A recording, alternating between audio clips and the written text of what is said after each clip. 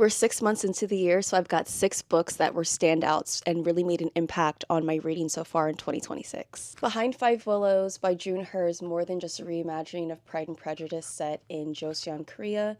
It's also a story about censorship, a love letter to readers, and a reminder of the importance of storytelling. Yellow Wife by Sadiqa Johnson stands out to me as another reminder that there are so many stories left untold, that history is written by the conquerors, the colonizers, and the winners. This is inspired by a young black woman who was born of a slave and her mother's master, and the things she had to overcome, the positions that she was put in, and the change that she made in Virginia. Stories like this speak to the hidden American history that is up to us to uncover and tell. Sublimation by Isabel J. Kim. This is a very interesting science fiction, speculative take on immigration.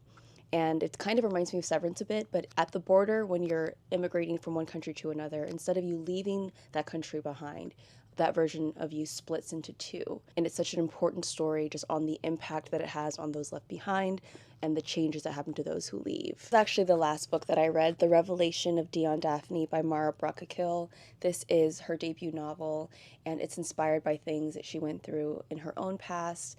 This is about a woman who is gone through trauma as a child but has felt that she's overcome it when something very traumatic or the prospect of something very traumatic happening in her present brings it all back. Cleopatra by Sarah El Arifi. This is equal parts historical fiction and mythology. It follows the life of Cleopatra from her perspective. Highly recommend the audio. It's narrated by the Adjoa Ando, yes, Lady Danbury from Bridgerton, and she really just brings Cleopatra and her story to life about motherhood and resilience and loss and all the things that Cleopatra dealt with in her lifetime and the things that she's dealt with since. The reality of being a mythologized individual.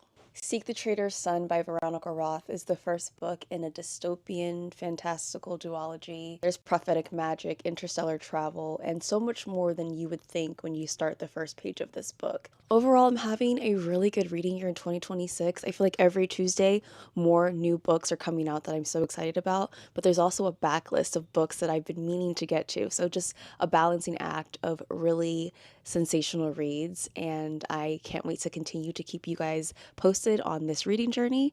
And let me know in the comments if you've read any of these or if you're excited about them.